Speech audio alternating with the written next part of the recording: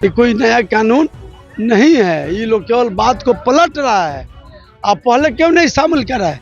या भाजपा के लोग भी इसमें सहमति दिए थे, जदयू के भी लोग दिए थे, जब विधानसभा से सर्वसम्मति से हुआ था तो क्यों नहीं करा है? सब लोग जानबूझकर नहीं करा रहा है, ये लोग बहाना बना रहा है। तो ये सवाल नियमावली के उल्लंघन का है, लोकतंत्र के उल्लंघन का है। बीजेपी के अध्यक्ष हैं और इसलिए मैं कह रहा हूं कि इनकी पुरानी मंशा रही है संविधान और नियम कानून को ताक पर रहने के लिए, और इसलिए कह रहे हैं कि बीजेपी के अध्यक्ष सभापति चाहे जिस भी चेयर पर हो, नियमावली, लोकतंत्र और संविधान की रक्षा हो ही नहीं सकती। चूंकि जातीय जनगणना जो बिहार में हुई है उसको 9वीं अनुसूची में शामिल करने में जो है, हम लोग चाहते हैं कि 9वीं अनुसूची में शामिल हो, और यह सरकार चाहती है कि नहीं शामिल हो। तो यदि वो वोटिंग कराती तो ना कहना पड़ता, और यदि वोटिंग कर भी देते तो हाँ, तो दोनों हालत में नमस्कार, आप देख रहे हैं न्यूज़ फॉर नेशन में आपके साथ अजय सिंह। बिहार विधानमंडल का मानसून सत्र का आज अंतिम दिन है। ऐसे में भी जो तमाम विपक्ष हैं वो सदन को बाइकआउट करके फिर से बाहर निकल गए हैं। आप लोग सदन को बाइकआउट लगातार कर रहे हैं, आप लोगों की आवाज कहीं ना कहीं दबाई जा रही है, आप लोग का आरोप लगा रहे हैं। पूरी दबाया जा रहा है। विधानसभा में तानाशाही रवैया अध्यक्ष जी का है, आरएसएस के इशारे पर ही सब काम हो रहा है। लोग आरक्षण विरोधी आए तो साफ साफ दिखाई पड़ गया, और जो आरक्षण का दायरा बढ़ाया गया है, जो लोग कोर्ट में गए सभी लोग मिलजुल के भाजपा और जदयू के लोग, आज विधानसभा में जाहिर हो गया कि लोग नहीं चाह रहे हैं जो जातीय जनगणना हुआ है, वो आरक्षण का दायरा बढ़ाया गया है, उसको ये लोग चाह नहीं है कि लागू हो। जब वोटिंग का समय आया तो इन दोनों पार्टी का चेहरा बेदाग हो गया। लेकिन मंत्री जी ने तो कहा कि कोर्ट में यह मामला चला है, तो 9वीं सूची में कैसे शामिल किया जाएगा? अरे और प्रदेश में, तमिलनाडु में और जगह पहले से है, ये कोई नया कानून नहीं है। ये लोग केवल बात को पलट रहा है। आप पहले क्यों नहीं शामिल करा है?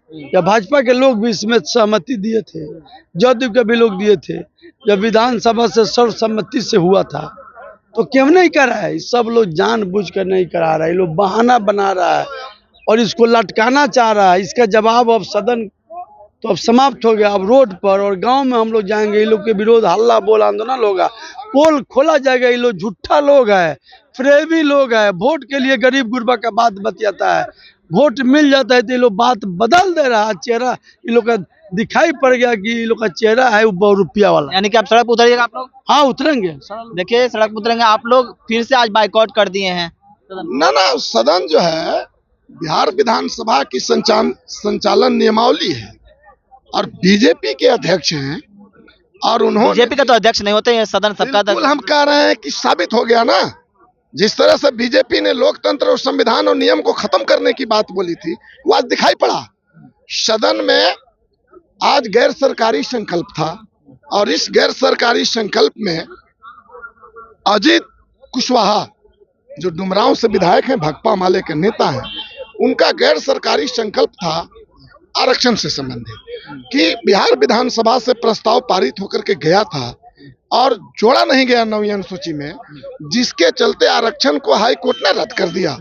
तो क्या सरकार एक बार फिर प्रस्ताव पारित करके बिहार विधानसभा से वो भेजना चाह रही है? मंत्री जी ने तो जवाब दिया कि कोर्ट में मामला है। कैसे सवाल जवाब का नहीं है, सवाल नियमावली का है ना। हमने कहा, उन्होंने कहा कि प्रस्ताव वापस लीजिए, हमने कहा कि नहीं प्रस्ताव वापस लिया जाएगा, वोटिंग करा दीजिए इसमें। तो बिहार विधानसभा के कार्य संचालन नियमावली के अनुसार जो प्रस्ताव माननीय सदस्य वापस नहीं लेते हैं उस पर वोट कराया जाता है, और वोट कराने के बाद में जो निर्णय होगा, प्रस्ताव जो है खारिज होगा कि स्वीकृत होगा, वो होगा। लेकिन अधिकार का हनन किया गया, और उन्होंने तानाशाही रवैया अपनाते हुए, जबरदस्ती बिना वोटिंग कराते हुए उन्होंने कहा कि वोटिंग नहीं कराया जाएगा। तो ये सवाल नियमावली के उल्लंघन का है, लोकतंत्र के उल्लंघन का है। बीजेपी के अध्यक्ष हैं, और इसलिए मैं कह रहा हूं कि इनकी पुरानी मंशा रही है संविधान और नियम कानून को ताक पर रहने के लिए, और इसलिए कह रहे हैं कि बीजेपी के अध्यक्ष सभापति चाहे जिस भी चेयर पर हो, नियमावली, लोकतंत्र और संविधान की रक्षा हो ही नहीं सकती, चाहे वो विधान परिषद में हो चाहे बिहार विधानसभा में हो। इसलिए हम लोग बाइकआउट किए कि सदन नियमावली से चलती है, नियमावली का उल्लंघन किया गया है और तानाशाही रवैया अपनाया गया है। तो राजेश राम जी हैं हमारे साथ। सर, आप लोग सदन का बाइकआउट कर रहे हैं लगातार, और आज भी आखिरी दिन है, आखिरी दिन आपने बाइकआउट कर दिया, क्या है? देखिए, आखिरी दिन का वजह ये था, हम लोग तो देखे होंगे कि सुबह ही से हम लोग सदन चलाने का मतलब है, लेकिन देखिए सदन चलाने का जिम्मेवारी सरकार का है और सरकार विपक्ष को विश्वास में लेकर के काम करे तो शायद सदन बहुमत से चलेगा।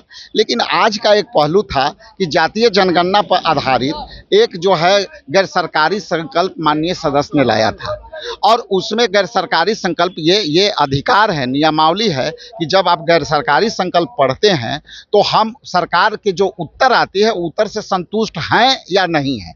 यदि सदस्य संतुष्ट नहीं है तो कहता है कि जो है सरकार कहती है कि आप वापस ले लीजिए संकल्प, और जो है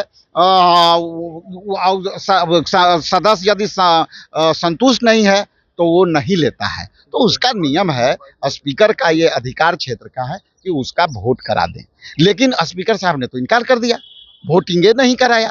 हम वापस लीजिए जी, जाके वापस लीजिए। हम लोग चाहते हैं कि आप वोटिंग कराइए।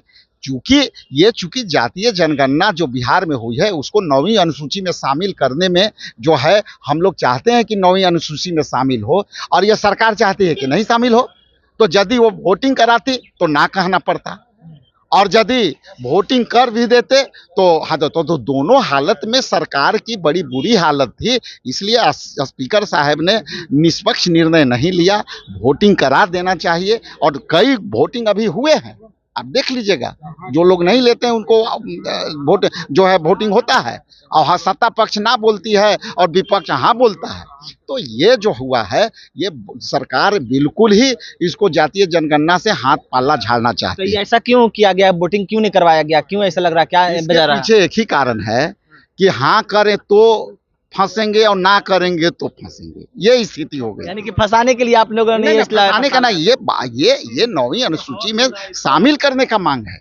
आप 9वीं अनुसूची में आप जान लीजिए कि संविधान के 9वीं अनुसूची में कोई भी यदि ये विधेयक शामिल हो जाता है तो वो विधेयक जब शामिल होता है तो उस पर कोई अब कोर्ट में और न्यायालय में उसका चुनौती नहीं होता है। सरकार ने तो दलील दिया, मंत्री ने तो दलील दिया कि कोर्ट में ये मामला इसलिए नहीं 9वीं सूची में तो मैं तो वही तो कह रहा हूँ कि कोर्ट में जो मामला है ये लोकसभा का, यदि सरकार के आप समर्थन दे रहे हैं, लोकसभा में 1 मिनट का ऑर्डिनेंस आएगा और 1 मिनट में लोकसभा में शामिल हो जाएगा। ये कानून उसके लिए दायरा और रोकने का दायरा नहीं है।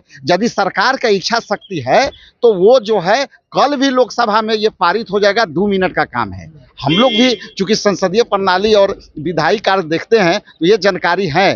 कई 10% के जो आरक्षण लाए उसके लिए तो 1 मिनट लगा, किसी को पता भी नहीं चला और वो 9वीं अनुसूची में शामिल हो जाए। इसलिए 9वीं अनुसूची में शामिल स्पष्ट करे सरकार कि साहब 9वीं अनुसूची में आपको शामिल करने में क्या दिक्कत है, क्या कठिनाई है। कोर्ट बाधा नहीं है, कानून बनाने का अधिकार जनता अपने सांसदों को देती है और वो लोकसभा में बैठ करके कानून बनाने का काम करता है। इसलिए कानून बनाने में ये न्यायालय आड़े नहीं आएगी। कल लगा दीजिए, एक ऑर्डिनेंस आया था ना किसान विधेयक बिल, जो रात में ऑर्डिनेंस पास हुआ। ऑर्डिनेंस कब पास होता है?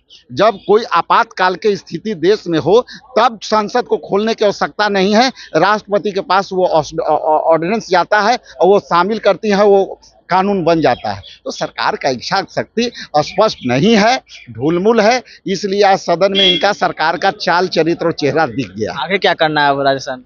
अभी क्या है, सदन तो खत्म हो गया। हम लोग तो जो है मजबूर हैं, बाहर आकर के आपसे बात करने को मजबूर हैं। सदन तो खत्म हो गया। सदन तो लोग चलाएंगे, लेकिन फिर हम लोग आग्रह करेंगे कि इसको शामिल कराइए, वोटिंग कराइए। तो आप सुन रहे थे महागठबंधन के तमाम विधायकों का क्या कुछ कहना है। आपने सुना राजद और भाकपा माले के विधायक और वहीं कांग्रेस के विधायक का क्या कुछ कहना है। जिस तरह से जाति आधारित जनगणना कराने के बाद जो 9वीं सूची में शामिल करने के लिए तमाम महागठबंधन के नेता मांग कर रहे हैं, तो वहीं साफ तौर पर आरोप लगा रहे हैं कि जो विधानसभा का अध्यक्ष है वो हम लोग की बात नहीं सुने और सदन को बाइकआउट करके तमाम नेता बाहर निकल गए हैं। और उनका साफ तौर पर कहना है कि अब सड़क से सदन तक की लड़ाई हम लोग लड़ेंगे। इस तमाम खबर न्यूज़ पॉइंट के साथ नमस्कार।